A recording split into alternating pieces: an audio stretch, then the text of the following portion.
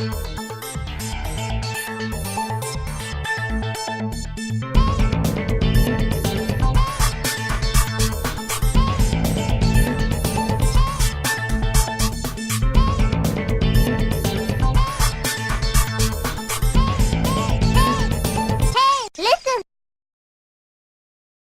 get lost in the dungeons! Let's have an adventure! Let's fight demons! It's Lost Castle! Yeah, Lost Castle. This one was on Steam. It was an indie game. Saw it for cheap, and I'm like, yeah, I'll give this one a shot. So, as always, what's the questions? Good game. Bad game. History lesson. Alright, let's take a look, right? Story of Lost Castle is that this wizard casts a spell, but things go wrong and he summons Kabuterimon, and yeah. Kabuterimon doesn't quite digivolve for him, but does make sure to smash him. And with his death, a whole portal of demons just come through and say, "Rrrr," and they bring all their treasures and everything, because they're making themselves a home, because that's what demons do. They come in, they make themselves a home, whip out the Ouija boards, all the usual stuff, right? So, you play as an adventurer, one of many who decide, storm the castle! And that's what it is. That's the game in a nutshell. Okay? That's basically what it's all about. It's a crappy story. It's got its charm to it, but you don't really get to enjoy the story too much. It's not really filled in throughout the game. It's just you go from point to point, so you throw us a little bit in the beginning. I understand it's an indie title, so I can't fault them too much, but at the same time, I'm going to give the story a 2 out of 5, because it's got some humor, got some charm, but you really don't find out much until you beat the game, and even then, whatever. Right? So, yeah, story gets a 2 out of 5.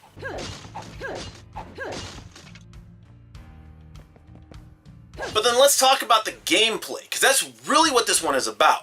And the gameplay is a lot like Castle Crashers. It's moving in, charge! Whip up on enemies, kill them, knock them down, do all that good stuff. Have some fun.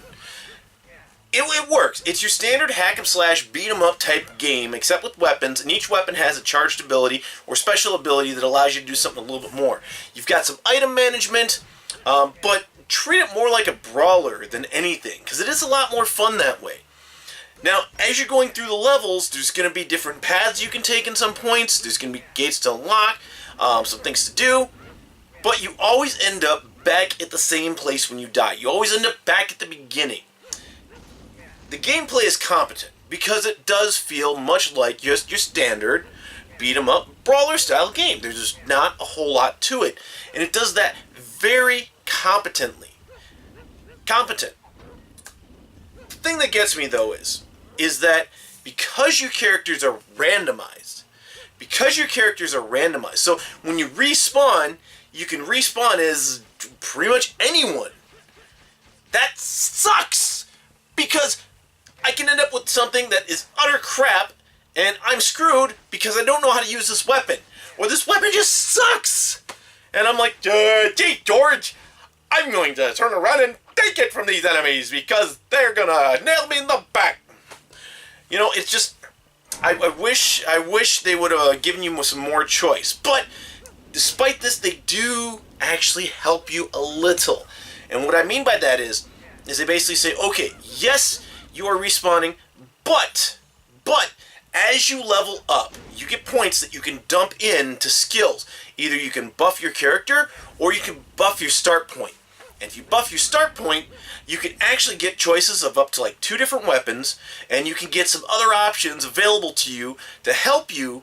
So it's still going to be randomized, but you have some choice, more choice than what you have when you first start as you're going through. So that actually does help. That actually alleviates a lot of the problems with just being a randomized character. And yes, it is annoying. I would like to be able to just customize my character, give him a fro, not give him a fro, pick a girl, pick a boy, but roll the dice, kids. And as you roll the dice, who you getting? We don't know yet. So, the randomization, good thing, bad thing. All the levels are randomized. The whole game is pretty much randomized. You've got your set of enemies, but the orders in which they come at you, things like that, Even bosses, you don't know what boss you're going to have to prepare for. So you could end up at the end of the first level with the Goblin King or the dinosaur. You don't know until you get there. Interesting, and you could prepare for the dinosaur and end up with the Goblin King and be screwed because you've got the meat and you're trying to throw it to the dinosaur, which I was actually a little disappointed because I was hoping there was a way to bypass that fight simply by tossing him meat, but I guess you can't. Huh. Any rate, though, the random nature of the game, the fact that it actually has a sound beat 'em up engine and it feels good is enough to give it a 3 out of 5. Why 3 out of 5? Again, it's not doing anything spectacular. Some of the randomization works against you and really sucks. But even then, though, the game is competent enough in what it is that if you've got familiarity with your old school brawlers, you know, your Walk Punch, your Streets of Rage, your Castle Crashers, Scott Pilgrim vs. the World, even Final Fight and stuff like that. You got familiarity with that, you can have some success in this game. It uses a lot of the same strategies.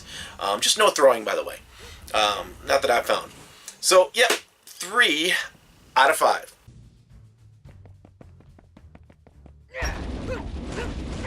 But then let's go into the fun. Is this a fun game? And despite some of the frustrations I had with some of the randomizations at first, I did actually have a lot of fun with this game. It was great getting to go in, and it was a different character each time, which tailored the adventure a little bit. Although when I had my chance, I found my favorite sets of weapons, and I leaned more towards them. I tried to find them, get them, do whatever I could to tip the scales in my favor. Even then, though, I mean, the fact that you can go in, play as anyone, and have a good level of success, that was awesome. There's just something about old school brawlers that for me is awesome. I like them. They're simple enough. If you want to kick back, you don't want to have to think a lot. It's great for that. It's one of those sit down, BS with the friends, chill, choose, go. I like those. I think this game actually deserves, from a fun standpoint, a 4 out of 5. Because of the randomization, it never feels like the same adventure twice. And even though it works against you for success in some ways, it keeps the game fresh enough to where you don't feel like you're slogging through the same areas multiple times.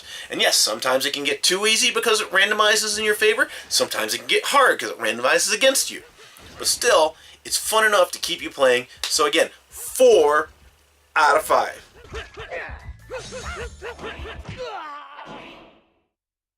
But then we got to go into the family-friendly nature of it. And given that this is a multiplayer local game, you know, would you consider playing it with the kids? Well, it's got the whole Demon Kabuterimon comes in, kills the sorcerer who opened the gates of hell, brings the denizen of purgatory in, and then destroy the world.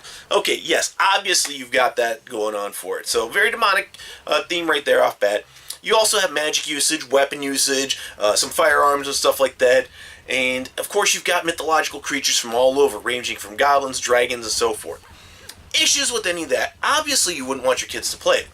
However, this is done in such a cartoony manner that, unlike Castle Crashers, which even though that's cartoony, someone can actually explode, and you can see guts and stuff like that from them, or you can behead them.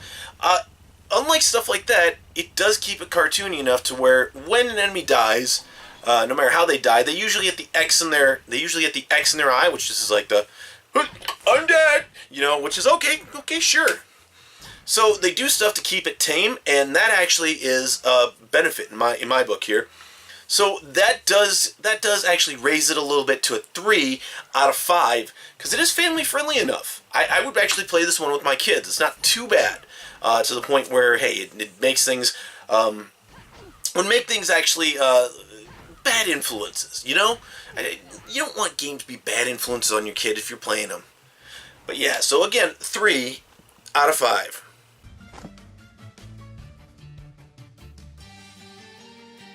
And of course, with these scores combined, we're giving this game, Lost Castle, a 3 out of 5. 3 out of 5. It's actually not a bad game. And given my fun factor tilt of 4, I would actually recommend this one. I had enough fun with it, where again, this is one of those ones that with the local multiplayer and whatnot, you sit down with some friends, have some fun, chill it up, hack and slash through a few levels, and enjoy your time. Just enjoy your time. Obviously there's some things with it that would make it less family friendly, but either way though, I think I think what you have here is a solid package that, you know, I haven't seen a rating on it from the ESRB at the time of this review, but it would probably fall somewhere in the neighborhood of like probably in the neighborhood of a rated E10 or something like that. You know, maybe a low rated T. I mean, it's not a bad game. I would recommend it. But I want to hear your thoughts on this. As always, comments below, keep them civil, and remember, moralgamer, moralgamer.com.